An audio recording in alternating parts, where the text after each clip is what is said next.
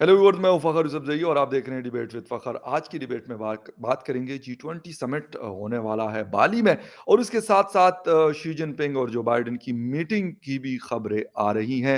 यकीनन Indian prime minister Narendra Modi ji भी वहाँ पर होंगे और उनका इम्पोर्टेंट रोल तो था, लेकिन इस वजह से भी बहुत इम्पोर्टेंस बढ़ी है कि इससे यानी 1 दिसंबर से इसका जो चेयर करेगा वो करेगा India. India will be the official president of the G20. तो वो उसके जो अगले जो समिट होना है वो भी इंडिया में होना है और जो अगली मीटिंग्स होगी वो भी इंडिया में मुख्तलिफ टाइम्स में होती रहेंगी। लेकिन Xi Jinping versus Joe Biden की मीटिंग की क्या अहमियत है, क्या इंपॉर्टेंस है, इंडिया उसको किस नज़र से देखता है और जो इंडिया की डिफेंस है या जो कन्फ्लिक्ट है विद चाइना उसमें क्या हो रहा है और कितना डिफरेंस है या डिफरेंस खत्म हो रहा है बल्कि इंडिया लीड कर रहा है। इन सारी इश्यूज के ऊपर बात करेंगे और इसके लिए बात करने के लिए मुझे ज्वाइन कर रहे after very long time general Ashwini सवाज साहब ने मुझे ज्वाइन किया है। Thank you very much sir for joining the show. Thank you Fakhar. Sir एक तो ये बताइएगा जी20 समिट है उसकी इंपॉर्टेंस तो है क्योंकि दुनिया की 20 बड़ी ताकतें वहां पे इकट्ठी होंगी। उनके प्राइम मिनिस्टर्स प्रेसिडेंट्स वगैरह सारे वहां पे आएंगे। एक ये और इसके साथ साथ शी जिनपिंग और जो बाइडेन की जो मीटिंग है उसकी कितनी इंपॉर्टेंस है क्योंकि काफी क्रिटिकल सिचुएशन रही है दोनों कंट्रीज के बीच में या फिर इंडिया और चाइना के बीच में। और उसकी वजह से अमेरिका भी ये कहता था कि हम इंडिया को सपोर्ट इसीलिए कर रहे हैं क्योंकि हमने चाइना को जिसे कहते हैं कि हैंडल करना है इस वक्त। क्या कहेंगे इस हवाले से? हाँ, बिल्कुल फकर। देखो, सच्चाई ये है कि अगर आप पूरे वर्ल्ड की सिचुएशन देखें तो काफ़ी कॉम्प्लेक्स है। जिस प्रकार से रूस और यूक्रेन की लड़ाई चली जा रही है, 9 महीने हो गए और रुकने का नाम नहीं ले रही। और कहीं न कहीं टेंशन है अमेरिका और चीन के बीच में ताइवान को लेके। जी। और जिस प्रकार से इंडो पैसिफिक के अंदर भी ये टेंशन ओवरफ्लो कर रही है, क्वाड का बनना, AUKUS का काम करना। तो ये सच्चाई है, एक ऐसा माहौल पैदा हो गया है कि कहीं ऐसा तो नहीं है कि रूस और यूक्रेन की लड़ाई जो स्पाइरल कर जाए और आउट ऑफ कंट्रोल हो जाए, कहीं न्यूक्लियर हथियार की तरफ या कहीं थर्ड वर्ल्ड की तरफ। तो ये अभी चिंता सताने लगी है लोगों को और वो चाहते हैं कि किसी प्रकार से इस चीज को थोड़ा सा अभी मैं कहता हूँ आग जो जली हुई है उसको बुझाया जाए। और ओके। इसमें जब से रिपब्लिकन ने अच्छा किया है, जो ये इलेक्शन थे, अभी जो इलेक्शन के रिजल्ट डिक्लेयर हुए तो सबने सोचा था कि हो सकता है कि डेमोक्रेट्स जो हैं वो इतना अच्छा नहीं करेंगे, रिपब्लिक करेंगे, मगर ऐसा हुआ नहीं। तो जी ऐसे में बिल्कुल। मुझे लगता है कि अब जो प्रेसिडेंट हैं यूएस के, जो बाइडेन, वो चाहते हैं कि किसी तरीके से ये टेंशन कम हो और वो इसलिए शी जिनपिंग से मिल रहे हैं और दोनों की एक मीटिंग है साइड लाइन में। जी। और इसके अंदर अगर हम देखें तो ये सच्चाई है कि वर्ल्ड के सबसे टॉप जो आपकी इकोनॉमी है उनके लीडर्स आ रहे हैं, उनके हेड ऑफ स्टेट आ रहे हैं। और ऐसे में पुतिन नहीं आ रहे, ये भी हमें ध्यान देना है। जो बिल्कुल। पुतिन है नहीं आने, जी। सरगेई लावरोवा जो उनके फॉरेन मिनिस्टर हैं, जी वो बिल्कुल। रूस को आ रहे हैं। और जबकि जो यूक्रेन के प्राइम मिनिस्टर हैं वो आ रहे हैं। तो जेलेंस्की भी आएंगे। तो जी जी। सच्चाई ये है कि अब ऐसा लगता है कि अमेरिका चाहता है कि ये टेंशन कम हो और इस टेंशन को कम होने के लिए वो आइस ब्रेक करना चाहते हैं चीन के साथ। अब ओके। इसके भारत के साथ क्या इम्पैक्ट होंगे, जी। उसकी तो यही है कि जो भारत और चीन के बीच में एक प्रकार से जो विवाद चला हुआ है लाइन ऑफ एक्चुअल कंट्रोल को लेके, वो उसमें कोई खास फर्क पड़ने वाला नहीं है। क्योंकि वो जो ओके। जिस प्रकार से भारत ने बहुत साफ सुथरे शब्दों में बोल दिया है कि जब तक यथास्थिति अप्रैल 2020 की नहीं होगी तब तक रिलेशन हमारे इंप्रूव नहीं हो सकते। जब तक शांति नहीं आएगी बॉर्डर एरिया में, लाइन ऑफ कंट्रोल में, लाइन ऑफ एक्चुअल कंट्रोल में, तब तक जी। It can't be business as usual. और ओके। भारत जो है ये लास्ट 2 साल के अंदर काफी कुछ किया है। जैसे मैं अपने व्यूअर्स को बताना चाहूंगा कि जी। आज की तारीख में जो इंफ्रास्ट्रक्चर भारत ने बनाया है, लद्दाख से लेकर अरुणाचल प्रदेश, सड़कें भी हैं, ब्रिजेज भी हैं, रेलवे लाइन भी हैं, हम्म। उसके अंदर हेलीपैड भी हैं, एयरफील्ड भी हैं। और किसी प्रकार से जो सप्लाई चेन है वो भी बहुत अच्छी कर ली है। तो हुँ, भारत की सिचुएशन धीरे-धीरे बहुत अच्छी होती जा रही है और ऐसे में चीन को भी ये समझना पड़ेगा और दूसरी बात ये है अगर ऐसी टेंशन बन के रहेगी तो दोनों देश के लिए अच्छा नहीं है, ना भारत के लिए ना चीन के लिए। पर चीन को ज़्यादा नुकसान है क्योंकि चीन के लिए भारत की जो इकोनॉमी है एक बड़ी ह्यूज मार्केट थी। $120 बिलियन का हमारा और उनका ट्रेड था। बिल्कुल। अगर टेंशन रहेगी तो दोनों तरफ से नुकसान है मगर चीन को ज़्यादा होगा। तो मैं यही कहूँगा अगर आइस ब्रेक होती है, कुछ रिलेशन इंप्रूव होते हैं अमेरिका और चीन के बीच में, ये पूरे वर्ल्ड की शांति के लिए बहुत अच्छा है और ये होना चाहिए। मगर जब जो बात आती है भारत और चीन की, जब बात आती है लद्दाख से अरुणाचल बॉर्डर में, तो भारत सक्षम है, भारत के अंदर काबिलियत है और भारत को पता है अगर कल को लड़ाई होती है चीन के साथ, तो भारत को अकेले लड़ना और भारत इसके लिए तैयार है। मगर ये सच्चाई है अगर माहौल अच्छा होता है, तो ये सबके फ़ायदे में है और सर एक हाँ।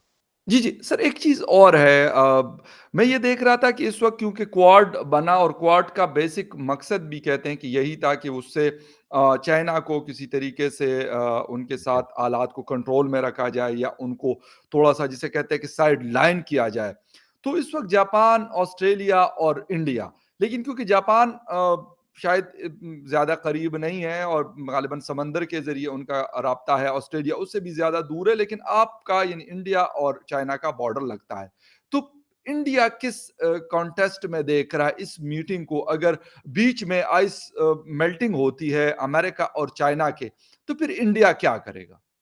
देखो सच्चाई तो ये है कि अगर हम बात करें क्वाड की, हुँ, क्वाड में जो भारत है अमेरिका है, इसके बाद जापान है और ऑस्ट्रेलिया, ये जी, इंडो पैसिफिक के लिए है। जी। क्योंकि ये जिस प्रकार से चीन भी बार-बार बोलता है ये एशियन नेटो है, जबकि चारों देश ये बता रहे हैं, हम चाहते हैं कि फ्री, ओपन और इंक्लूसिव इंडो पैसिफिक हो और यहाँ पर जी, कोई नहीं हो और उसके 3 गाइडिंग प्रिंसिपल हैं, freedom of navigation, rule based international जी, order, maintaining territorial integrity and sovereignty of all nations, including minor island nation, मतलब कि जो एशियन कंट्री बाकी भी।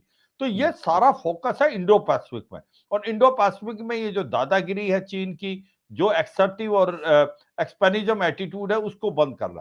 तो ये जी, सच्चाई है कि उसके लिए ही ये क्वाड बना है। उसके बाद आकुश जो बना है, जिसमें अमेरिका और यूके ऑस्ट्रेलिया को जो न्यूक्लियर पावर सबमरीन दे रहे हैं अगले 10 साल में क्योंकि ऑस्ट्रेलिया एक ऐसा देश था जो इस क्वाड का एक वीक लिंक है उसकी जो फोर्स थी इतनी ज्यादा मजबूत नहीं थी जी, मगर ये सच्चाई है ऑस्ट्रेलिया जापान साउथ कोरिया ये सभी सभी अपनी जो फौज अपने वेपन और अपना जो डिफेंस को अच्छा करते जा रहे हैं तो ये जो कार्रवाई है इसमें कोई शक नहीं क्वाड और आकुश जो है वो इंडो पैसिफिक के लिए मगर भारत और चीन के जो रिलेशन हैं अगर हम देखें लैंड बॉर्डर पे जो कि लद्दाख से अरुणाचल प्रदेश है वो भारत और चीन के बीच में है अगर कुछ ऐसा होता तो अमेरिका ज्यादा से ज्यादा भारत को कोई सर्वेलेंस इंटेलिजेंस या कोई वेपन इक्विपमेंट दे सकता है पर भारत के पास काबिलियत और क्षमता है इसमें कोई शक नहीं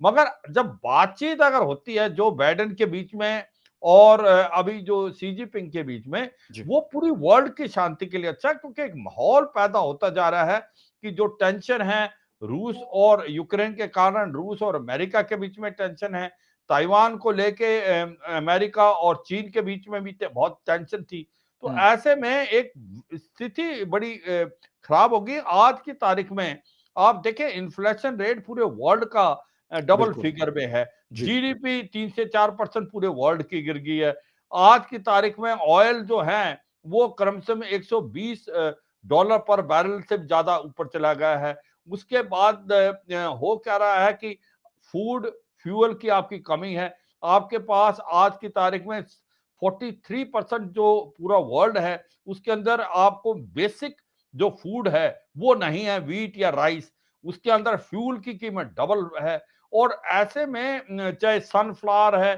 चाहे फर्टिलाइजर है सबकी शॉर्टेज है तो ऐसे हालात के अंदर एक बड़ी विभिन्न सी सिचुएशन है और इसमें मार लगी है वो कंट्रीज की जो डेवलपिंग है या हाँ, अंडर बिल्कुल, डेवलप्ड है और जो इकोनॉमिकली स्ट्रांग है डेवलप कंट्री उनको इतनी मार नहीं लगी अमेरिका को तो कोई ऐसा ज्यादा फर्क नहीं पड़ा क्योंकि उसके हथियार बहुत बिके हैं कई हाँ, 40 बिलियन डॉलर से ज़्यादा हथियार अमेरिका बेच पाया इसमें। मगर ये सभी देश, चाहे वो भारत हो या बाकी जो न साउथ एशिया में देश हैं, सभी आज की तारीख में इस लड़ाई के कारण जिस प्रकार से इकॉनमी में एक प्रकार से बहुत ज़्यादा डेंट पड़ा है, वो बहुत ज़्यादा नुकसान हुआ है। तो ऐसे में अगर सिचुएशन थोड़ी-सी इम्प्रूव होती है, तो मुझे लगता है पूरी वर्ल्ड की शांति, पूरी वर्ल्ड की इकॉनमी के लिए अच्छा है। राइट। अब अच्छा सर, एक चीज़ और है इस वक़्त, क्योंकि जी20 के ऊपर पूरी दुनिया की नज़रें हैं और उसकी वजह ये है कि एक तरफ हम देखते हैं, जिस तरह आपने भी बात की कि रशिया-यूक्रेन कॉन्फ्लिक्ट चल रहा है, जिसकी वजह से पूरी दुनिया, हम जैसे, आप जैसे मुल्क जो उनसे काफ़ी दूर हैं, हम भी अफ़ेक्ट हुए हैं, यूरोप भी अफ़ेक्ट हुआ है, बाकी दुनिया भी अफ़ेक्ट हुई है। इसके साथ-साथ ताइवान और चाइना कॉन्फ्लिक्ट है, इस पे भी जो बाइडेन कह रहे हैं कि जी मेरी बात होगी इस हवाले से। लेकिन इस वक़्त इंडियन प्राइम मिनिस्टर ने जाना है और गालिबन अभी क्योंकि आप लोग चेयर करना शुरू कर लेंगे 1 दिसंबर से, तो क्या रोल प्ले कर सकते हैं इन कॉन्फ्लिक्ट्स को कम करने के हवाले से? आपका अपना कॉन्फ्लिक्ट भी चाइना के साथ है, लेकिन रशिया, यूक्रेन के ऊपर क्या रोल नरेंद्र मोदी जी प्ले कर सकते हैं? देखो अभी पूरा वर्ल्ड बोल रहा है कि भारत को पहल करनी चाहिए। हुँ, उसकी वजह ये है क्योंकि प्राइम मिनिस्टर मोदी और भारत का जो नज़रिया है, वो एक स्ट्रैटेजिक ऑटोनॉमी का मुजाहरा किया उन्होंने। जी, उनके रिलेशन रूस के साथ भी बहुत अच्छे हैं जी, और अमेरिका के साथ भी अच्छे हैं, जी, नेटो और यूरोपियन कंट्री के साथ भी हैं। जी, अगर कोई अभी मीडिएशन कर सकता है और फैसिलिटेटर बन सकता है, तो प्राइम मिनिस्टर मोदी से ज़्यादा अच्छा कोई नहीं। क्योंकि ओके, वो एक प्रकार से उनकी एक छवि ऐसी होगी वर्ल्ड के अंदर और वो समझते हैं कि भारत का न्यूट्रल स्टांस और स्ट्रेटेजिक ऑटोनॉमी के कारण ये एक ऐसे अभी प्लेटफॉर्म पे है, ये कर सकते हैं। और मुझे लगता है ये पहल करनी चाहिए क्योंकि ये लड़ाई अब बहुत लंबी चलेगी, पूरे हाँ, वर्ल्ड को बड़ा हाँ, नुकसान हो रहा है। तो इसमें ऐसे लीडरों को आगे आना पड़ेगा। इमैनुअल मैक्रोन जो है फ्रांस के प्रेसिडेंट, उन्होंने भी बार-बार बोला कि भारत के प्रधानमंत्री को पहल करनी चाहिए। बाकी में भी आवाज़ आ रही है कि ये बात होनी चाहिए। अब जिस प्रकार से माहौल पैदा होता जा रहा है क्योंकि अभी जो बाइडेन ने भी बोला कि I am waiting for an opportunity to meet prime minister हाँ, Modi in the sidelines of G20, वो भी जी, मिलना चाहते हैं। और कहीं ना कहीं भारत ने एक अपनी बहुत ही बैलेंस स्टैंड लिया कि हम प्रेशर में नहीं आए जब लड़ाई हो रही थी हाँ, कि रूस से ऑयल नहीं लेना, बहुत प्रेशर डाला गया भारत में, पर भारत ने नहीं माना। भारत ने वो किया जो भारत के नेशनल इंटरेस्ट के लिए था और जहां हम 2% से भी कम ऑयल लेते थे, आज हम 22% ऑयल ले रहे हैं रूस से हुँ, और वो भी डिस्काउंटेड रेट में। और अमेरिका ने अभी कहना स्टार्ट कर दिया है कि हमें कोई प्रॉब्लम नहीं, क्योंकि अब उनके पास कोई चारा नहीं है। भारत ने तो वो करना है जो भारत के नेशनल इंटरेस्ट में है। हुँ, मैं आज से 2-3 साल पहले जब ईरान से 2018 के अंदर जेसीपीओ से जिसको न्यूक्लियर डील करते हैं, डोनाल्ड ट्रंप ने बाहर निकाला था, तब भारत के ऊपर बहुत प्रेशर आया था और हमने ईरान से अपना ऑयल लेना बिल्कुल 0% कर दिया था। तो अभी भारत बिल्कुल प्रेशर में नहीं आया, भारत वो जी, कर रहा है भारत के जो नेशनल इंटरेस्ट में। अब बात आती है कि अब ये जो माहौल है, इसमें भारत क्या प्ले कर सकता है? जी, मुझे लगता है ऐसे मौके में भारत अब एक जो पीस मेकर का रोल कर सकता है, एक लड़ाई बंद हो। क्योंकि अब जो बाइडेन भी नहीं चाहते ये लड़ाई खिंचे, क्योंकि उन्होंने 2-4 ऐसे इशारे किए हैं, जिस प्रकार से उन्होंने ज़ेलेंस्की को बोला है कि आप ये कंडीशन नहीं डालें कि पुतिन हाँ, जब तक नहीं जाएगा तब तक बातचीत नहीं होंगी। इसका मतलब बड़ी पॉजिटिव वो है। सेकंड, वो भी बात कर रहे हैं कि मेरी बात होगी, मेरी शी जिनपिंग से भी बात होगी। तो कहीं न कहीं उनको पता है रूस का जो रास्ता है चीन के थ्रू। अगर चीन के साथ रिलेशन अच्छे होते हैं, तो अगला कदम हो सकता है, अगला स्टेप हो सकता है रूस। तो इसलिए मुझे ओके, लगता है वो चाहते हैं कि रिलेशन अभी इम्प्रूव हो, ये थोड़ा-सा शांति आए क्योंकि उनको भी ऐसा लगता है कि अगर ये शांति नहीं आती, ये चीज़ें आउट ऑफ कंट्रोल होती है। अमेरिका को जो फ़ायदा होना था वो हो गया है। उन्होंने अब बहुत ह्यूज मार्केट बना ली है अपने वेपन्स के लिए। 47 बिलियन डॉलर के हथियार बिके हैं। फ़िनलैंड, स्वीडन, लिथुआनिया जो है जैसे देश हैं, वो भी हथियार खरीदे हैं, हिमार्स, हाँ, हाइमार्स ले बिल्कुल, रहे हैं। वो भी आधुनिक से आधुनिक हथियार ले रहे हैं। तो ऐसे में इनको तो बहुत फ़ायदा हो गया है, डॉलर मजबूत है सर, दूसरी। तो एक मैं एक ये लास्ट कहूँगा हुँ।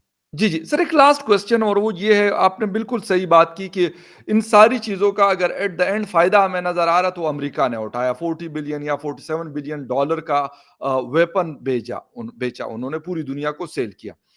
सर, यहाँ पे जब कॉन्फ्लिक्ट हम देखते हैं चीन और इंडिया के बीच में, हालाँकि मेरे ख़्याल में ऐसा भी हो सकता है कि बड़ा आराम से ये शायद हल कर सकते हैं, दोनों कंट्रीज़ अगर बैठ जाते हैं तो कर सकते हैं, ऐसा नहीं है कि नहीं, कैपेबिलिटीज़ दोनों में है। बीजिंग भी कर सकता है और न्यू दिल्ली भी कर सकता है। तो सर यहाँ पे फिर अमेरिका की क्यों ये बात मानी जाती है? तो वो क्यों क्यों एक नई मार्केट ढूँढ रहे हैं? क्योंकि इंडिया के पास भी असला खरीदने के लिए काफ़ी पैसा है, वेपन्स खरीदता है, बहुत बड़ी मिलिट्री है, एक बहुत बड़ा बजट है उनके पास और पैसे हैं भी उनके पास, वो खरीद भी सकते हैं। सख्त रखते हैं, ताकत रखते हैं। तो ये बात कहीं पे मतलब आती है माइंड में? आप तो खुद जनरल रह चुके हैं, आर्मी को सर्व कर चुके हैं, एनालिस्ट हैं। या फिर हुकूमत के माइंड में ये बात होगी या फिर वो उनको पता है नहीं हम इनके ट्रैप में नहीं आ सकते अमेरिका के? देखो इस भारत और चीन के अगर रिलेशन देखो तो मुझे लगता है कि सबसे बड़ी गलती हुई है चीन से। जी, देखो भारत चाहता है रिलेशन इंप्रूव हो क्योंकि भारत एक बड़ी ह्यूज मार्केट थी। जी। भारत ने ये सोचा था कि कभी भी चीन रिलेशन खराब नहीं करेगा।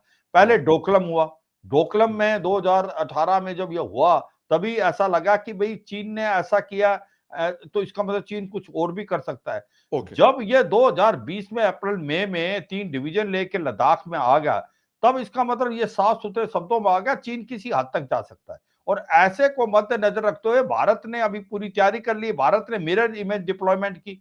2 1 महीने के अंदर ही 3 डिवीज़न से ज़्यादा डिप्लॉय हुई और हमने 1 महीने के बाद स्पेशली 28-29 अगस्त 2020 में कैलाश रेंज को पकड़ लिया जो कि गेम चेंजर था, फोर्स जी, मल्टीप्लायर था और हमने वो चीन को करके दिखाया कि चीन ने सपने में नहीं सोचा था। क्योंकि चीन की फ़ौज जो है लड़ाई के इतनी काबिल नहीं है जैसे रूस को अभी बड़ा नुकसान हुआ यूक्रेन में, ऐसा ही चीन को होगा क्योंकि चीन की फ़ौज ज़्यादा कंस्पिरेशन आर्मी है और लास्ट उन्होंने लड़ाई लड़ी थी ये लास्ट लड़ाई लड़ी थी वियतनाम के अगेंस्ट 1979 में और उनकी जो फ़ौज हाई एल्टीट्यूड इलाकों में नहीं रहने के काबिल जबकि भारत की फ़ौज साइचन है, लद्दाख है, बाकी इलाके। तो ऐसे में सच्चाई ये है कि भारत जो है, एक प्रकार से तैयार था रिलेशन इंप्रूव करने के। भारत ने यही बोला है रिलेशन इंप्रूव नहीं हो सकते जब तक आपकी बॉर्डर डिस्प्यूट ठीक नहीं हो। आप ओके, बॉर्डर पे टेंशन करें और कहें ट्रेड एज़ यूजुअल होगा, वो नहीं होगा। ये साफ-सुथरे शब्दों में बोला। अब बात आती है क्या हथियार। देखो भारत और चीन को देखो कितना पैसा खर्च करता है। वो अपनी 4 परसेंट जीडीपी का डिफेंस में खर्च करता है, जबकि भारत एक ऐसा देश है 2.1 ही करता है, 2.1, 2.2 और ऐसे में पाकिस्तान की भी जीडीपी